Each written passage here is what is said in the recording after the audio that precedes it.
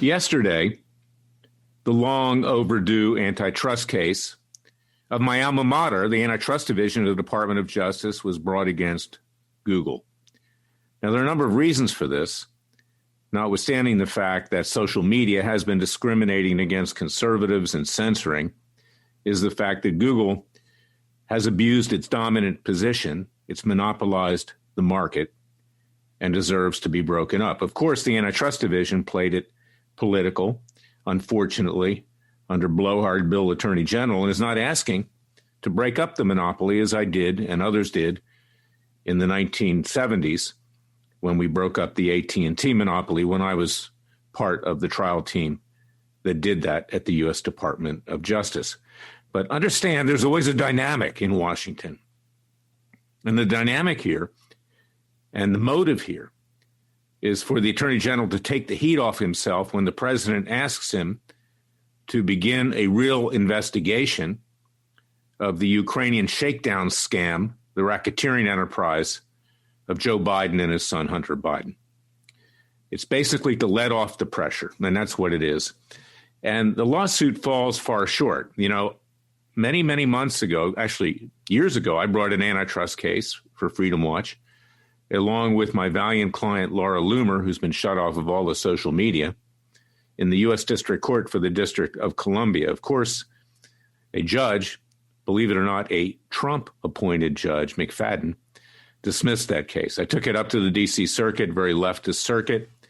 They wrote a decision which a first-year law student could have written probably in 2 hours. It was just a few pages, and they affirmed it, and the matter is now going up to the U.S. Supreme Court. That was a case which sought to break up the social media companies, not just Google, but all of them. Not just Google, YouTube, but Apple, Facebook, Instagram, the whole lot of them, Twitter.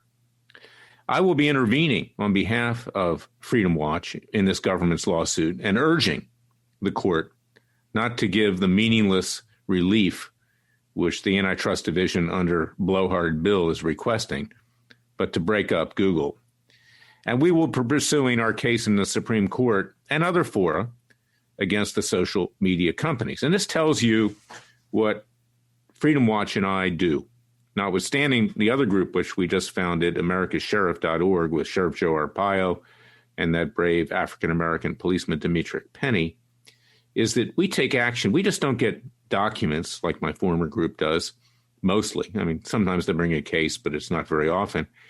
We bring hard-hitting cases and citizens' grand juries to try to wage a peaceful and legal revolution. And this is why I want you to go out and get my book, It Takes a Revolution, Forget the Scandal Industry. It's coming out this Tuesday, just a week before the election, but it's not geared on the election. Because whoever wins the next election, this country will continue its downward slide, and we're already at rock bottom right now. We need to rise up, as our founding fathers did, and in particular Thomas Jefferson, who I dedicate the book to, and ourselves mete out justice peacefully and legally, like Wyatt Earp did in the Old West. This is something which is incumbent right now because our federal judges have become the tools of establishment Republican hacks who got them their jobs. How do federal judges get their jobs? Through campaign contributions, through grease, through special interests, putting them on the bench so they'll have their yes men, much like the yes men of King George III in the days leading up to our first revolution. And that is why I want you to go out and read this book. It's different than any other book. It's different from the books written by Sean Hannity or a book that now just came out by Tom Fitton, which most likely was ghost written.